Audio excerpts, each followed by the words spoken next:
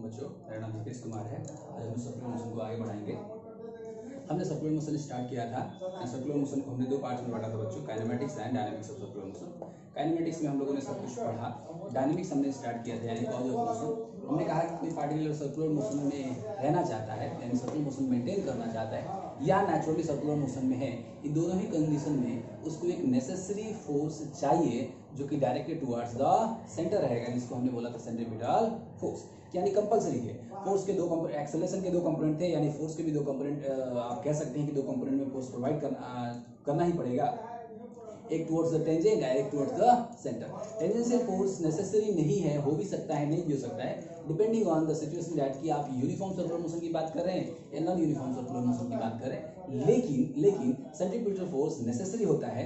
किसी भी प्रकार के सर्कुलर मोशन की बात करें, सेंट्रीपिटल फोर्स तो चाहिए ही चाहिए, और इसलिए हमने कहा था कि centripetal force is the cause of circular motion. उसके बाद में हम लोगों ने डिफरेंट एग्जांपल्स देखने लग गए थे, उसको एनालाइज करने लग गए थे कि ये इस तरीके का मोशन है, अगर ये सर्कुलर मोशन है तो इसको कैसे प्रोवाइड किया जा रहा है सेंट्रीपिटल फोर्स। इसी क्रम में हमने पहला जो टॉपिक देखा था सर्कुलर टर्निंग ऑफ रोड्स, यानी कि जितने भी टर्निंग ऑलमोस्ट होते हैं वो सभी सर्कुलर होते हैं, तो उन टर्न में नेसेसरी सेंट्रीपिटल फोर्स कैसे प्रोवाइड किया जा सकता है ताकि हम लोग सेफ टर्न ले सके। और हम लोगों ने इसको बैंकिंग से, फ्रिक्शन से और बैंकिंग से टॉपिक में, अलग अलग टॉपिक में हमने किया, डिटेल में इसको हमने पिछली क्लासेस में देखा। अब एक आगे के एक टॉपिक है जिसमें भी सर्कुलर मोशन इन्वॉल्व होता है और जो हमारा सिलेबस भी है जिसको हम पढ़ने जा रहे हैं बच्चों, इसका नाम है कोनिकल पेंडुलम, है कि नहीं। पेंडुलम शब्द आप लोग सुने होंगे बच्चों, या नहीं भी सुने होंगे। पेंडुलम शब्द हम लोग सबसे पहले बहुत डिटेल में जानेंगे इसके बारे में तो जब हम लोग ऑसिलेशंस पढ़ेंगे, वेव्स एंड ऑसिलेशंस पढ़ेंगे, यानी कि सिंपल हार्मोनिक मोशन पढ़ेंगे, तो वहाँ पे हम लोग एंगुलर एसएचएम में, एंगुलर सिंपल हार्मोनिक मोशन में देखेंगे जो पेंडुलम क्लॉक्स होते हैं, पेंडुलम क्लॉक्स के बारे में, सिंपल पेंडुलम, है ना। यहाँ पे देखिए इस पेंडुलम किसको बोलते हैं, कोनिकल पेंडुलम। कुछ नहीं बच्चों, एक स्ट्रिंग है, जैसे मान लीजिए कि यहाँ पे एक दीवार है, इस दीवार में मैंने किला लगा के एक कोई स्ट्रिंग लेके एक एंड इसमें फिक्स कर दिया एंड दूसरा एंड यहाँ पे हमने पीछे ले लिया, और यहाँ पे कोई एक मैसिव स्मॉल ऑब्जेक्ट्स, यानी आप कह सकते हैं पार्टिकल ऑब्जेक्ट्स, जिसको हम लोग बॉब नाम देंगे यहाँ पे, लेकिन जनरली फिजिक्स में देते हैं राइटर्स, तो बॉब है। यहाँ पे अगर हमने इसको इसमें वाइल्ड कर दिया, यानी फिक्स कर दिया वन एंड पे, है ना, और ये स्ट्रिंग यहाँ पे फिक्स किया और यहाँ पे एक बॉब लगा दिया, स्ट्रेच हो गया। और इस सिस्टम को अगर हम ऐसे ले आगे और ऐसे एक हॉरिजॉन्टल सर्कल पे इसे ऐसे मूव कर दे रहे हैं, तो आप जानते हैं आमतौर पे भी ऐसे हम लोग खेलते हैं घरों में, अगर हम लोग ऐसे कर करके अगर ऐसे इनिशियल कुछ मोशन देके उसको अगर हमने छोड़ दिया तो डेफिनेटली है वो एक सर्कुलर पाथ पे मूव करने लगा। प्रैक्टिकल केस ये कहता है, प्रैक्टिकल आम बात आप अगर विजुअलाइज कर रहे हैं तो आप ये सोचेंगे सर ऐसे ऐसे होता तो है लेकिन थोड़ी देर बाद रुक जाता है, ये थोड़ी देर बाद इसलिए रुक जाता है बच्चों क्योंकि यहाँ पे एयर रेजिस्टेंस है, एयर है, और एयर एक ड्रैग फोर्स यानी कि रेजिस्टेंस फोर्स आप कह सकते हैं कि फ्रिक्शन फोर्स भी in case of gas particles जो फ्रिक्शन फोर्स एक्सर्ट करें, इसकी वजह से उसकी मोशन कैसे हो रही है, हैमर हो रही है, धीरे धीरे डैम्प होते वो शून्य हो जा रहा है। लेकिन हम जो अध्ययन कर रहे हैं वहां पे एयर रेजिस्टेंस की तो बातें करेंगे नहीं, यानी एयर नहीं है, वैक्यूम है, तो डेफिनेटली जो भी इनिशियल मोशन आप डिपार्ट उसको करेंगे उसी काइनेटिक एनर्जी से वो कंटिन्यूअसली इनफाइनाइट टाइम के लिए आइडियली मूव करते हैं। यानी कि हम यहाँ पे जानेंगे कि ये एक हॉरिजॉन्टल सर्कल ट्रेस कर रहा है और इसका मोशन यूनिफॉर्म सर्कुलर मोशन है, और इसलिए हमें यहाँ पे पढ़ना है क्योंकि सर्कुलर मोशन है। कोनिकल पेंडुलम का सबसे इंपॉर्टेंट चीज ये जो हॉरिजॉन्टल सर्कुलर मोशन है, हॉरिजॉन्टल प्लेन में जो सर्कुलर मोशन हो रहा है उसका अध्ययन हमें करना है यहाँ पे सर्कुलर मोशन में बच्चों। तो ठीक है, हम क्या बोलेंगे बच्चों कि एक स्ट्रिंग है जिसका वन एंड एक फिक्स सपोर्ट पे एंड है, दूसरा एंड एक मैसिव ऑब्जेक्ट सपोर्ट है। उस मैसिव ऑब्जेक्ट को इनिशियल ऐसे कुछ काइनेटिक एनर्जी दिया जा रहा है ताकि वो हॉरिजॉन्टल प्लेन में एक हॉरिजॉन्टल प्लेन में यूनिफॉर्म स्पीड से मूव कर रहा है, यानी कि हॉरिजॉन्टल प्लेन में एक वो सर्कल ट्रेस कर रहा है with uniform speed that is constant speed. इसको आप बोलेंगे कोनिकल पेंडुलम। ये जो सिस्टम है हमारा है बच्चों कोनिकल पेंडुलम, ठीक है। अब हमें क्या करना है, ठीक है, कोनिकल पेंडुलम में अगर बॉब सर्कुलर ट्रैक पे है तो इस सर्कुलर ट्रैक पे है तो इसको मेंटेन करने के लिए सर्कुलर ट्रैक को मेंटेन करने के लिए नेसेसरी सेंट्रीपिटल फोर्स कौन प्रोवाइड कर रहा है कि नहीं। नेसेसरी सेंट्रीपिटल फोर्स कौन प्रोवाइड कर रहा है ये भी हम लोग देखेंगे, कौन कौन से फोर्सेस एक्ट कर रहे हैं। उसके बाद में हम लोग थोड़ा सा इसकी स्पीड क्या होगा, एंगुलर स्पीड क्या होगा, कैसे उसका एक्सप्रेशंस देखेंगे हम लोग। जब ये मूव करता है एक सर्टेन एंगल से, मान लीजिए कि ये एंगल ऑफ, जैसे मान लीजिए इसको कॉनिकल पेंडुलम इसलिए बोलते हैं बच्चों, देख रहे हैं ये सर्कल ट्रेस कर रहा है, तो ये स्ट्रिंग है और ये सर्कल अगर ट्रेस कर रहा है तो जो ओवरऑल फिगर है आप इसका वॉल्यूम देखेंगे आप, तो ये कॉनिकल बन रहा है, ठीक है, इसलिए इसका नाम कॉनिकल पेंडुलम है। तो मान लीजिए कि अलग अलग एंगल पे ये मूव कर सकता है। ये हमारा स्ट्रिंग है, अगर हमने 10 डिग्री किया और ऐसे सर्कल पे इसको मूव करा दिया, या 20 डिग्री किया और ऐसे सर्कल पे इसको मूव करा दिया, पॉसिबल है कि नहीं। तो ये जो एंगल ऑफ कोन या सेमी वर्टिकल एंगल आप जिसको बोलते हैं, डेफिनेटली है ये अलग अलग एंगल पे कॉनिकल पेंडुलम हो सकता है, लाखों कॉनिकल पेंडुलम हो सकता है डिपेंडिंग ऑन द एंगल। तो किस एंगल पे कितना स्पीड रह रहा है, कितना एंगुलर स्पीड रह रहा है, और ये जो मूव कर रहा है सर्कुलर पाथ पे विद यूनिफॉर्म स्पीड, तो एक साइकिल कंप्लीट करने में, यानी एक सर्कुलर साइकिल कंप्लीट करने में कितना टाइम ले रहा है, जिसको हम लोग पीरियड ऑफ रिवॉल्यूशन भी बोलते हैं। और दूसरा बात कह सकते हैं बच्चों कि फ्रीक्वेंसी क्या है कि नहीं, फ्रीक्वेंसी की बात हम लोग करेंगे। इन्हीं सब सवालों का जवाब यहाँ पे हमें ढूंढना है। तो चलिए बच्चों आगे बढ़ते हैं। तो देखिए ये एक स्ट्रिंग है जो फिक्स्ड है यहाँ पे, या 1 इंच मैसिव ऑब्जेक्ट बॉल है। अब मैं मानता हूँ कि इसका एक सेमी वर्टिकल एंगल थीटा मैंने ले लिया, तो ये जेंडर आर्बिट्रेरी एंगल हमने ले लिया। इस एंगल पे हमने इसको झुका के और कुछ एक मोशन हमने दे दिया है, जो भी मोशन हो, जो भी मोशन हो, कितना भी स्पीड का हो, दे दिया हमने। और ये मूव कर रहा है विद सर्टेन स्पीड, मान लीजिए है कि नहीं। यहाँ पे होगा इस, मैंने एक सेंस भी ले लिया है कि ये जो हॉरिजॉन्टल प्लेन में जो मोशन हो रही है वो, मैं अगर टॉप से देखूँ बच्चों तो ये क्लॉकवाइज सेंस में हो रही है, आप बॉटम से देखेंगे बच्चों तो ये एंटी क्लॉकवाइज सेंस में है ना। तो यहाँ पे जो पार्टिकल है मूव कर रहा है किसी सर्टेन टाइम टी पे, ये पार्टिकल यहाँ पे है at any time T, at any time, time कोई एक जनरल टाइम है, ठीक है। अब हमें ये बात चेक करना है, ये स्ट्रिंग का लेंथ है बच्चों, है ना, और ये ऐसे मूव कर रहा है। मैंने इसको बोल्ड इसलिए दिखा, डॉटेड इसलिए दिखा है कि एक टाइम पे तो स्ट्रिंग एक ही पोजीशन पे रहेगा, मूव कर रहा है, चारों तरफ मूव कर रहा है और कोण फॉर्म कर रहा है, ये है। चलिए मैं मान लेता हूँ बच्चों ये चीज हमें दिया रहेगा, जो लेंथ ऑफ द पेंडुलम इसको बोलते हैं। एल क्या है बच्चों, लेंथ ऑफ द पेंडुलम, यानी कि जो स्ट्रिंग का लेंथ होता है उसी को हम लोग लेंथ ऑफ द पेंडुलम देते हैं। Length of the pendulum L दिया है, एंड किस एंगल पे हम उसको नचा रहे हैं, यानी कि रिवॉल्व करा रहे हैं, यह भी दिया रहेगा बच्चों। बिकॉज ऐसे नहीं दिया रहेगा तो कैसे डिसाइड करेंगे आप, क्योंकि अलग अलग एंगल के केसेस में, अलग अलग एंगल के केसेस में infinite number of conical pendulum possible है, infinite number of conical pendulum possible है, और अलग अलग लेंथ का भी। ये जो दो डेटा है लेंथ एंड ये आप कह सकते हैं सेमी वर्टिकल एंगल, ये तो देना ही है। चलिए मानते हैं कि जो पार्टिकल ये बॉब जिस सर्कुलर ट्रैक पे वो मूव कर रहा है उसका रेडियस है r, ले लेते हैं बच्चों रेडियस r ले लेते हैं, स्मॉल r ले लेते हैं हम लोग रेडियस। तो चलिए हमें क्या करना है बच्चों, इसको थोड़ा सा एनालाइज करना है, इसके बारे में डिटेल में। अब जानते हैं डायनामिक्स का सवाल है बच्चों, ये हॉरिजॉन्टल प्लेन में मूव कर रहा है इसलिए मैंने यहाँ पे लिख दिया था बच्चों। अब साफ साफ जानते हैं बच्चों कि डायनामिक्स है, डायनामिक्स में पहला काम होता है identify all the forces, identify all the forces, and in case of circular motion एक टुवर्ड्स द सेंटर और दूसरा टुवर्ड्स द टेंजेंट हम लोग रिजॉल्व करते हैं। एक टुवर्ड्स द सेंटर और दूसरा टुवर्ड्स द टेंजेंट हम लोग रिवॉल्व करते हैं, एंड रिवॉल्व करने के रिजॉल्व करते हैं, एंड रिजॉल्व करने के बाद में टुवर्ड्स द टेंजेंट हम लोग देखते हैं क्या कोई टेंजेंशियल फोर्स इसको प्रोवाइड हो रहा है कि नहीं, या कोई दूसरे फोर्सेस है और भी, है ना। और टुवर्ड्स द सेंटर जो नेट फोर्स होगा वही प्रोवाइड करेगा नेसेसरी सेंट्रीपिटल फोर्स, जिसको हम लोग इक्वेट करेंगे उसके काइनेमेटिकल इक्वेशन से, दैट इज mv²/r, और वहां से एनालिसिस कैसे शुरू हो जाता है, ठीक है। पहले identification of all the forces की बात कर रहे हैं हम लोग। तो एक बात तो तय है बच्चों, क्या ये पार्टिकल है, इसके पास कोई मास है, मानते हैं हम लोग स्मॉल मास है।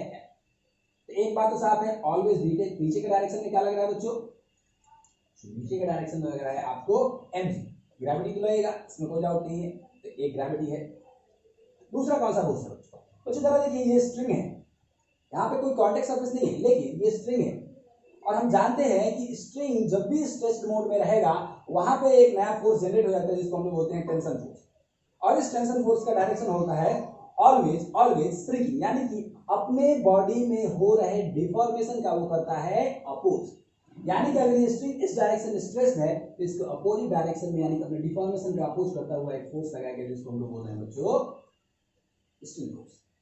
टेंशन फोर्स, ठीक है। दूसरा कोई, एक तो वेट फोर्स है और दूसरा टेंशन फोर्स है। दूसरा तो कोई फोर्स हमें दिख नहीं रहा है बच्चों, इसलिए हम लोग इसी पे बातें कर रहे हैं बच्चों। मैं यहाँ पे ये जो टेंशन फोर्स है इसको मैं टी ना लेके जरा टी नॉट ले रहा हूँ या टी डैश ले रहा हूँ, इसलिए आमतौर पर टेंशन फोर्स टी से डिनोट होता है बच्चों, लेकिन यहाँ पे जो टी एक नया नोटेशन आएगा बच्चों, जो बहुत फेमस नोटेशन है, पीरियड ऑफ रिवॉल्यूशन है कि नहीं। तो इसलिए टेंशन फोर्स के लिए मैं टी नॉट ले रहा हूँ, एंड जो पीरियड ऑफ रिवॉल्यूशन है जिसका एक्सप्रेशन हमें डिराइव करना और याद भी करना है, टेंशन फोर्स का एक्सप्रेशन नहीं भी याद करना है, ये इंटरमीडिएट फोर्स आएगा जो बाद में हम बात के एक्सप्रेशन से हम लोग इसको एलिमिनेट कर देंगे, लेकिन पीरियड ऑफ रिवॉल्यूशन का एक्सप्रेशन तो हमें याद करना ही है प्रॉब्लम बनाने के लिए, इसलिए मैं यहाँ पे इसको टी नॉट ले रहा हूँ और वहाँ पीरियड ऑफ रिवॉल्यूशन के लिए हम लोग टी लेंगे। ये दो फोर्सेस है, रिजॉल्व करते हैं बच्चों। जरा देखिए बच्चों, एक वर्टिकल डायरेक्शन में करेंगे और एक हॉरिजॉन्टल डायरेक्शन में करेंगे। एक बात तो साफ है कि ये यूनिफॉर्म मोशन है, मैं पहले भी कह चुका हूँ ये यूनिफॉर्म सर्कुलर मोशन है, तभी हम इसको कोनिकल पेंडुलम कह पा रहे हैं, अदरवाइज हम इसको कोनिकल पेंडुलम कह भी सकते हैं, नहीं भी कह सकते। लेकिन जिस केस में हम यहाँ पे कोनिकल पेंडुलम कह रहे हैं, यहाँ पे यूनिफॉर्म सर्कुलर मोशन होगा, यानी कि स्पीड क्रॉस, ठीक है। अब जरा देखिए, दो डायरेक्शन में हमें रिजॉल्व करना है, एक हॉरिजॉन्टल और एक वर्टिकल। एक इस direction, this is the direction, T not यहाँ पे लिख दे रहा हूँ बच्चों, एक हॉरिजॉन्टल और एक वर्टिकल। अब जरा देखिए बच्चों, ये अगर एंगल थीटा है तो ये एंगल क्या होगा, साफ साफ दिख रहा है बच्चों, ये वर्टिकल लाइन है, ये वर्टिकल लाइन है और ये लाइन इंटरसेक्टिंग है, तो this theta, this angle and this angles are alternating angles. तो ये थीटा है, ये भी थीटा ही होगा। सिंपल 9th और 10th का ज्योमेट्री बच्चों आप कर सकते हैं कि। अगर देखिए, अगर ये थीटा है तो अगर इस टेंशन फोर्स का अगर हम लोग कंपोनेंट निकालना चाहें बच्चों, तो एक कंपोनेंट यहाँ पे निकलेगा, आप जानते हैं जिसके साथ थीटा है उसके साथ कॉस लगा देते हैं, तो T naught cos theta, T naught cos theta. And एक अगर हॉरिजॉन्टल डायरेक्शन में आप निकालना चाहते हैं तो जिसके साथ एंगल नहीं है उसके साथ हम लोग ले लेते हैं साइन थीटा, तो T naught sine theta, T naught sine theta. अब आप जरा देखिएगा बच्चों एक बात,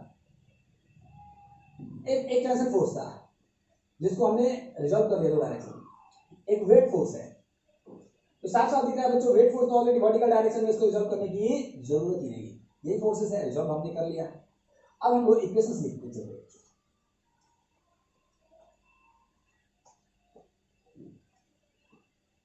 तो पहले वर्टिकल डायरेक्शन में लिख रहे हैं,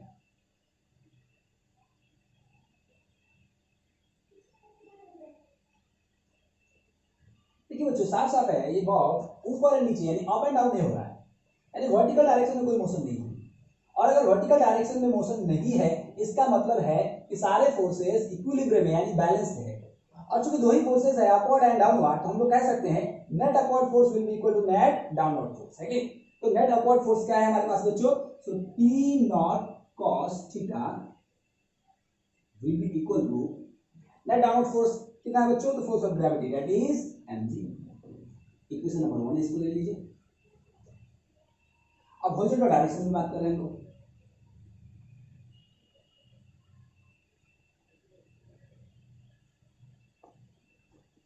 अब हॉरिजॉन्टल डायरेक्शन में तो एक ही फोर्स है और वो ऑलरेडी टुवर्ड्स द सेंटर है बच्चों, और वो फोर्स कौन सा है बच्चों, so T naught sine theta. और आप जानते हैं एक ही फोर्स है डायरेक्टेड टुवर्ड्स द सेंटर, तो यही फोर्स हमें प्रोवाइड कर रहा है नेसेसरी सेंट्रीपिटल फोर्स, यही फोर्स हमें प्रोवाइड करेगा बच्चों necessary centripetal force to maintain the circular path.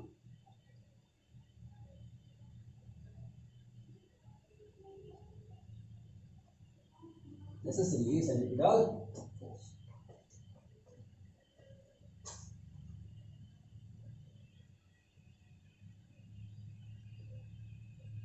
मैं इस केसेस को यहाँ पे लेके आ रहा हूँ बच्चों।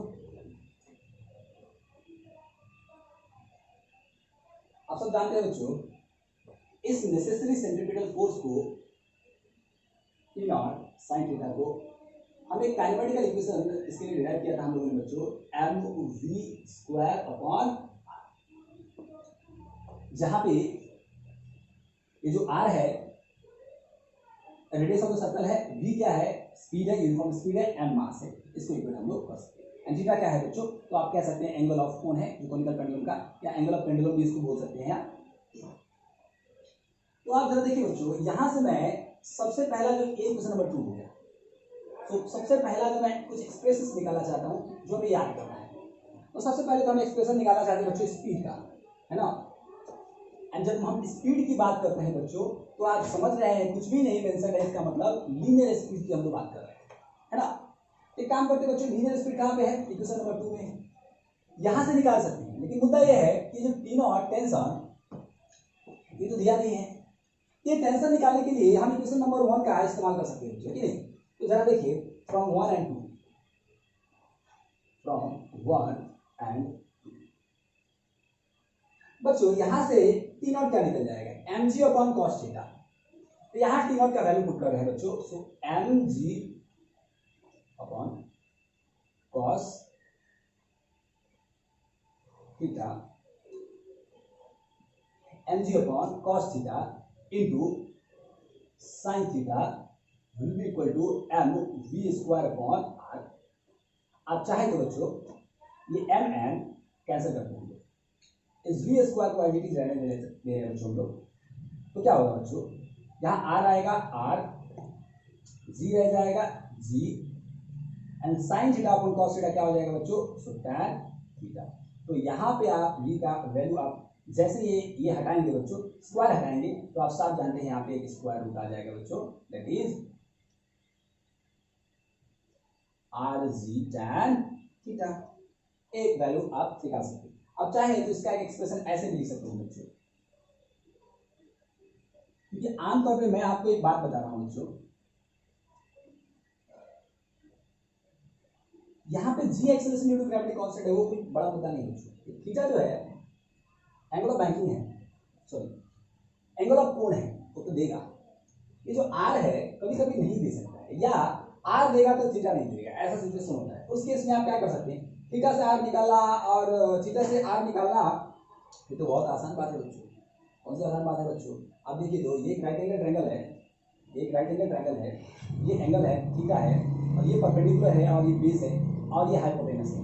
हाइपोटेनस पता हो और एंगल पता हो तो साफ साफ है, बेस को हम लोग लिखते हैं hypotenuse time cos theta, and perpendicular को लिखते हैं हाइपोटेनस टाइम साइन थीटा। एक सिंपल पाइथागोरस रूल को हम इस्तेमाल करते हैं, ये बहुत बार आपने इस्तेमाल किया होगा क्लास 9 में, है कि नहीं। और हमने भी काइनेमेटिक्स में हजारों बार इस्तेमाल किया है कि नहीं, जो रिजोल्यूशन कर रहे हैं।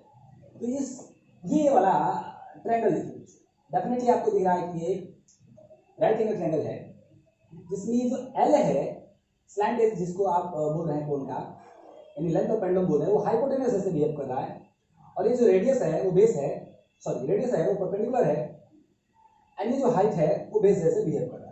अगर इसको इस थीटा को हम लोग एंगल लेते हैं, ये अगर एल है तो ये परपेंडिकुलर है, तो परपेंडिकुलर क्या हो जाएगा बच्चों, एल साइन थीटा, एंड ये हो जाएगा एल कॉस थीटा। अगर रेडियस की बात करें तो आप ऐसे भी डाल सकते हैं बच्चों, कैसे, एल क्या है बच्चों, sine theta, L sine theta. तो एल साइन थीटा, एल की जगह पे एल साइन थीटा जी ले लेते हैं बच्चों, सो एल जी हो जाएगा sine theta into tan theta, ऐसे भी आप एक्सप्रेशन लिख सकते हैं बच्चों। So this will be your expression for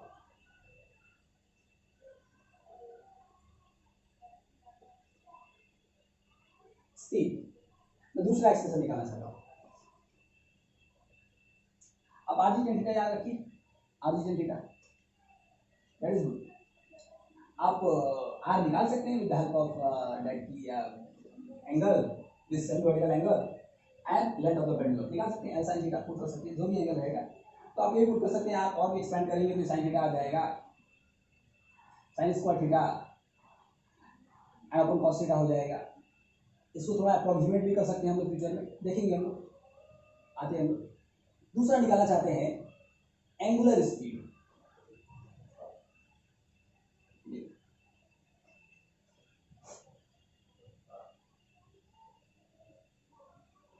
angular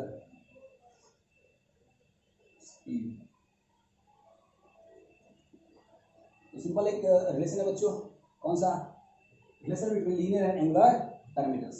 relation between linear and angular parameters यानी v is equal to R omega हम लोग कहते हैं। तो यहाँ से आप कह सकते हैं कि that omega will be equal to v upon R, और इसलिए v, अगर आप v का वैल्यू पुट करते हैं बच्चों, तो v का वैल्यू यहाँ पे हम लोग पुट करते हैं। v क्या है? Under root R G tan theta and upon R हो जाएगा। तो आप जरा देखिए बच्चों, यहाँ पे अगर हम लोग ऐसा कर देते हैं तो आर जी टैन थीटा, इस आर को अगर हम लोग अंदर ले जाएंगे तो क्या बचेगा बच्चों? अंदर जाएंगे तो आर स्क्वायर हो जाएगा, एक आर कैंसिल कर देंगे तो डेफिनेटली हमें बच जाएगा g tan theta and upon r under root, ये हमें ओमेगा का एक्सप्रेशन मिल जाएगा। अगर आप थोड़ा सा और भी इस समय में लिखना चाहें तो आप देखिए ना बच्चों, जी टैन थीटा हो जाएगा, जब नीचे लेके आएंगे आर की जगह पे आप क्या पुट, नीचे आर है L sine theta, tan theta तो साइन अपॉन कॉस थीटा हो जाएगा, तो नीचे एल आ जाएगा एल साइन थीटा, एक साइन साइन कैंसिल हो जाएगा, क्या हो जाएगा आपके पास? Cos theta. तो आप कह सकते हैं g cos theta, g cos theta and upon, चूंकि नीचे एल साइन थीटा था तो ये साइन थीटा एक इसमें हम लोग डिवाइड करें यहाँ पे, ठीक है ना, जी टैन थीटा, यहाँ पे एल साइन थीटा पुट करेंगे, टैन थीटा को sine upon cos theta, sine sine cancel हो जाएगा, जी कॉस थीटा बच जाएगा और यहाँ पे बच जाएगा एल, तो जी कॉस थीटा अपॉन एल यहाँ पे, तो दिस ओमेगा, ये भी एक्सप्रेशन याद रखिए। तो आज की क्लास में हमने एक पेंडुलम निकाला, अभी पेंडुलम के बारे में जाना एंड इसको इसके इक्वेशंस लिखने के बाद में इक्वेशंस आपको याद रखना है। दो चीजें डिराइव किया हमने, स्पीड एंड एंगुलर स्पीड। अगले लेक्चर में हम लोग period of revolution and frequency of revolution को डिराइव करेंगे। Thank you.